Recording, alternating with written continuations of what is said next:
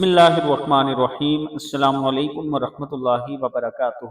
نماز میں اور گھر میں سیدنا ابو بکر صدیق رضی اللہ تعالیٰ عنہ نے رسول اکرم صلی اللہ علیہ وآلہ وسلم سے عرض کی کہ اللہ کے رسول صلی اللہ علیہ وآلہ وسلم، آپ مجھے ایک ایسی دعا سکھائیے جس کو میں اپنی نماز میں بھی مانگا کروں اور اپنے گھر میں بھی مانگا کروں۔ تو اللہ کے رسول صلی اللہ علیہ وآلہ وسلم نے فرمایا کہ یہ کہا کرو: اللہم انی ظلمت نفسی ظلما کثیرا ولا یغفر الذنوب الا انت فاغفر لی مغفرتا من عندک وارحمنی انک انت الغفور الرحیم۔